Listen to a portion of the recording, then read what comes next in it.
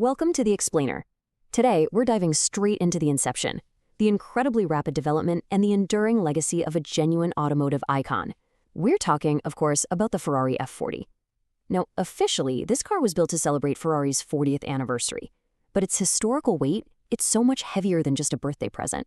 The F40 literally stands in history as the absolute final masterpiece that was personally approved by the legendary founder himself, Enzo Ferrari, right before his passing. 201 miles per hour. Let that sink in for a second.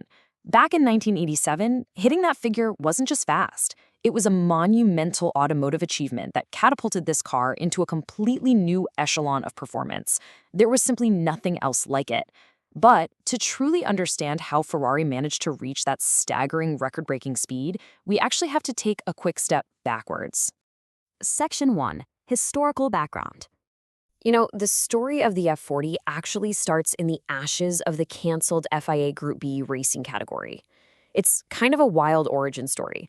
Back in 1984, chief engineer Nicola Materazzi proposed developing the 288 GTO of Evolution. The goal was to compete in Group B, which was this extreme, wildly popular, and basically unrestricted rally class. But in early 1986, the FIA abruptly canceled Group B entirely due to some really severe safety concerns.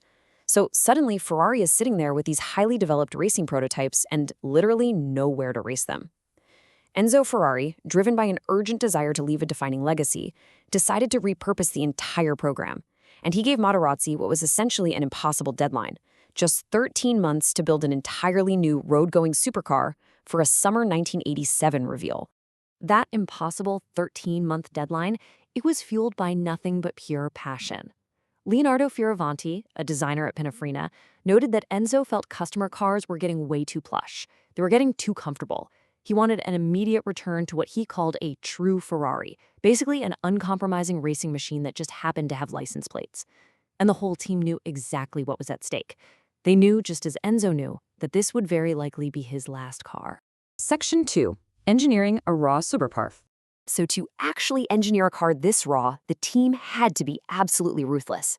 They prioritized extreme weight reduction and visceral power over any semblance of luxury. They started with a tubular steel frame and paired it with body panels made entirely out of lightweight Kevlar, carbon fiber, and aluminum. And the heart of this beast was an enlarged 2.9-liter twin-turbo V8 pushing out a massive 478 horsepower. Because the car had a dry weight, which means no fuel or fluids, of just 1,100 kilograms, it resulted in a terrifying claimed top speed of 324 kilometers per hour. But here's the thing. What makes those performance numbers possible is exactly what the F40 lacked. They intentionally stripped it of almost everything. I mean, we're talking no power steering, no power brakes, and absolutely zero traction control to save you if things went wrong. Inside the cabin, you wouldn't find a radio, you wouldn't find carpets, and you wouldn't even find standard door handles. You literally just used a pull string to get out. Get this, the first 50 cars even featured sliding plastic windows instead of glass, just to shave off a few extra ounces. It was completely uncompromising. Section 3. Breaking the 200-mile-per-hour barrier. This intense focus on lightweight, extreme aerodynamic design totally set the stage for an epic rivalry. The automotive world in the late 80s was fiercely divided. It was like two completely different philosophies going head-to-head. On one side, you had the Porsche 959. This was a highly complex four-wheel drive technological laboratory for the future, with a really refined interior. And on the other side, the F40. A raw, analog, rear-wheel drive brute. Actually, during an independent shootout at the Nardo Ring, the Porsche edged out the F40 in outright top speed. But because Porsche built so few of those top-spec 959S models, Ferrari retained the distinct, highly coveted crown in the broader mainstream market. And because of that, the F40 went down in history as the very first mainstream production car with over 500 units built to officially crack the 200-mile-per-hour mark. That singular achievement solidified its legendary status pretty much overnight. Section 4. The Racing Evolutions. Now, even though Enzo originally demanded that the F40 be designed exclusively as a road car, you just can't keep a machine with that much inherent racing DNA off the track. Its ultra-lightweight chassis inevitably pulled it into competition. This transition happened largely through a Padua-based specialist named Michelotto, who went on to develop 3 distinct, incredibly powerful racing evolutions. First up was the F40 LM, which debuted in IMSA back in 1989. Then came the F40 Competizione. This was an evolution born directly from customer requests for Le Mans, and it pushed an insane 700 horsepower. Finally, we saw the F40 GTE arrive in the mid-90s, packing heavy aerodynamic upgrades and an enlarged 3.6-liter engine. Section 5. Controversial initial reception. So you'd think with all this incredible engineering and eventual racing pedigree, everyone would love it right away, right? Well, believe it or not, when the standard F40 was first handed over to the motoring press, the reaction was surprisingly polarizing. McLaren designer Gordon Murray was brutally harsh. He heavily criticized its 1950s-style twin-tube chassis technology. He noted that the door panels shook and rattled excessively on public roads, and he famously compared the whole experience to driving a big go-kart with a plastic body on it.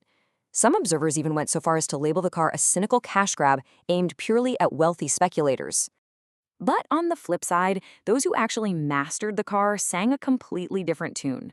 Reviewers at Autocar, alongside Ferrari's own legendary test driver Dario Benuzzi, praised its massive mechanical grip and its superb balance.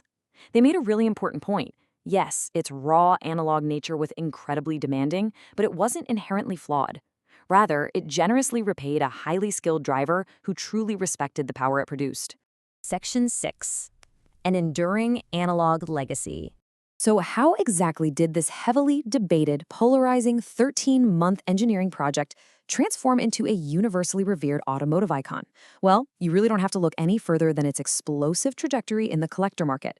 Originally priced around $400,000 back in 1987, pristine, well-documented models today will easily command anywhere from $2.5 to well over $4 million.